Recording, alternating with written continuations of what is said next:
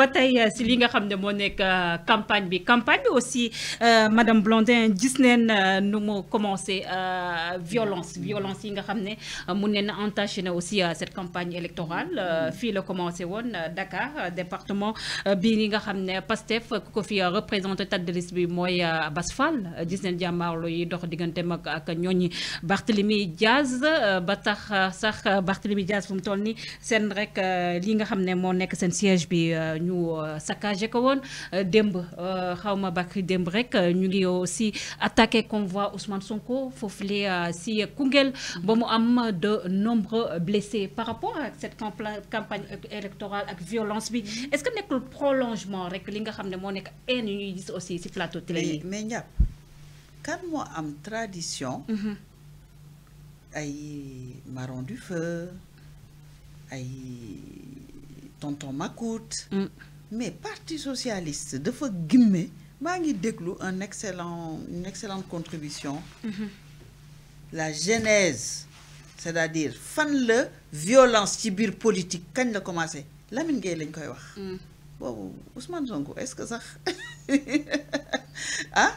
voilà donc ci lañu commencé woon fii ci Sénégal mais rey nañ fi Demba Diop ndax politique dëgg la boobu Pastef juddu na déedéet fii ci Sénégal rey nañ fi vice-président conseil constitutionnel ndax politique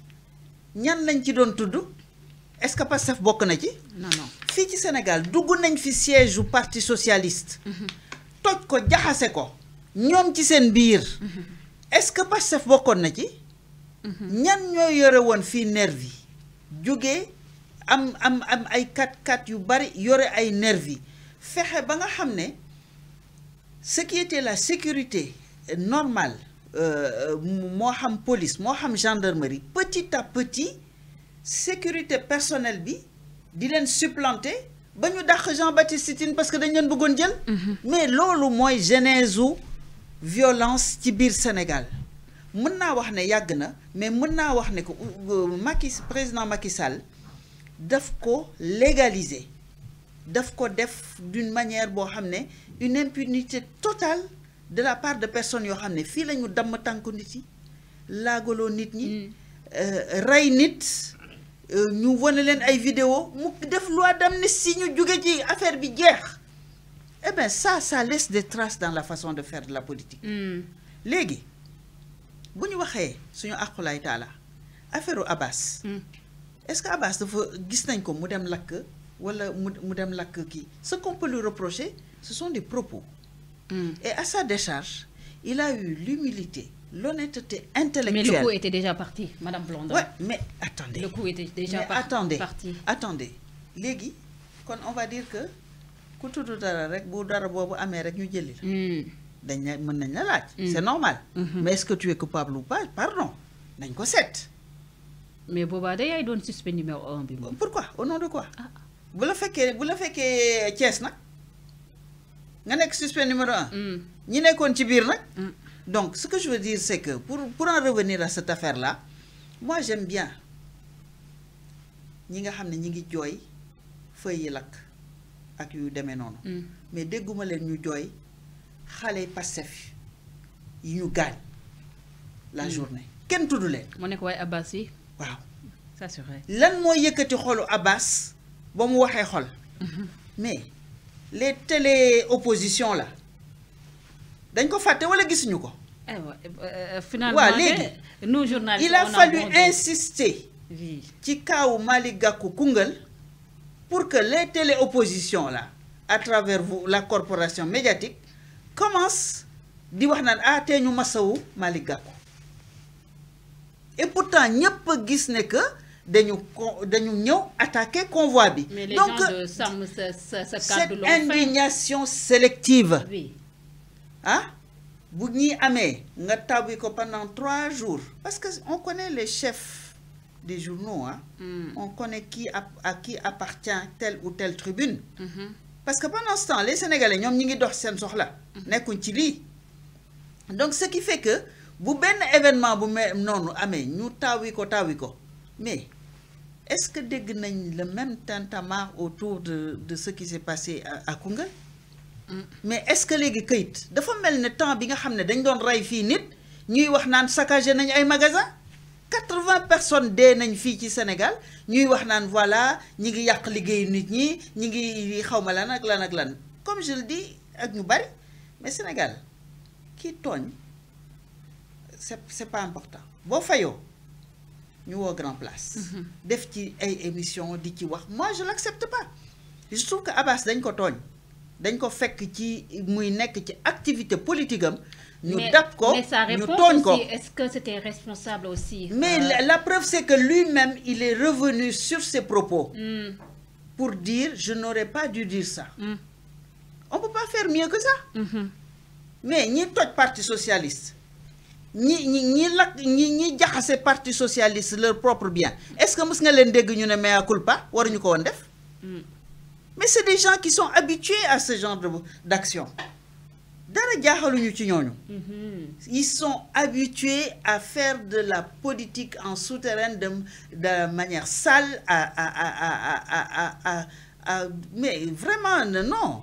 ça c'est pas la tradition de Pastef, c'est pas la tradition non je suis pas d'accord mais madame maintenant nag les mouvements de foule na ci am man su ma lay dégg j'ai comme l'impression que Pastef dañu ko bëgg a présenter comme un enfant de cœur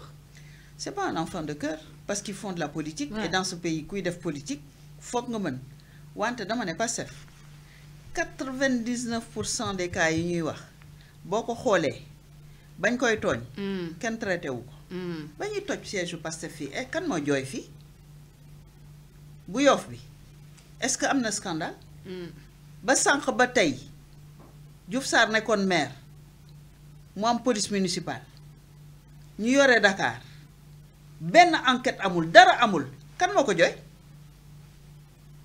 donc il y a une indignation sélective am na ñoo xam ne bu leen dara dalee mais est-ce que mën nga comprendre que Ousmane Sonko tey jii nekk premier ministre nga xam ne Sénégal am na lu fi xew loo xam ne ay groupe yore 4x4 di attaquer convoi bu premier ministre nekk est-ce que mës nga gis loolu Sénégal mais qu'est-ce qui se passe dans ce pays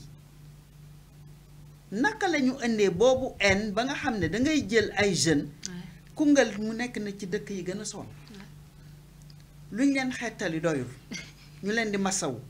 lan moo tax doomu Koungheul ñu koy jox muy dem naan day jël cortège u président wala cortège u premier ministre même s'il est là en tant que candidat nga dem fanaan da ngay sànni xeer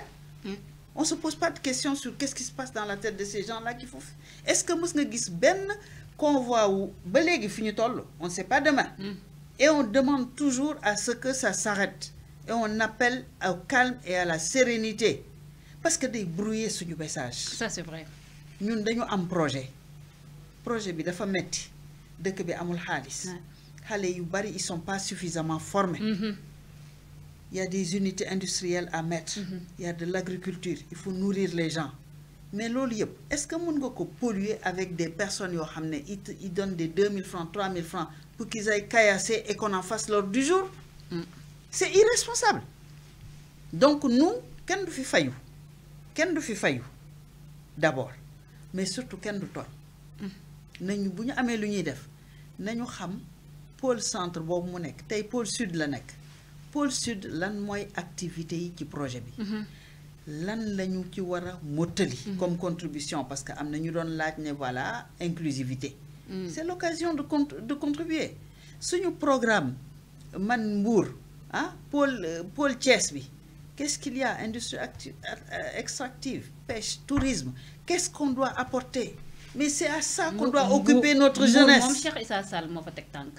Mbour moom Pastef aura du mal à convaincre voilà ça Mbour Pastef il va te remercier non mais c'est vrai il va te remercier mais c'est vrai en plus Pastef aura du mal à convaincre mais c'est déjà franchi aux élections présidentielles oui il avait déjà perdu la majorité mais élection présidentielle ak élection législative enjeu yi bokkul mode d'élection yi aussi bokkul aussi bien sûr moo tax il a beaucoup war na tiit oui waaw vous pensez que Maître Tall il peut faire le poids non mais Maître Tall Diaité ñoom Félicité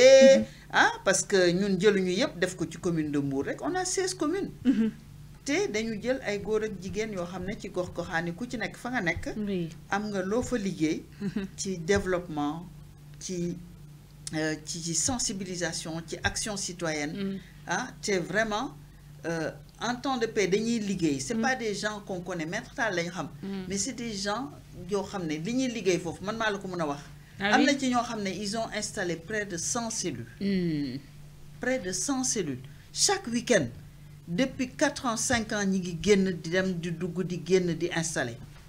ñooñu li politique ñu xaalis de. Et le discours d'Ousmane Sonko à Mbour, surtout à l'endroit de la jeunesse Mbour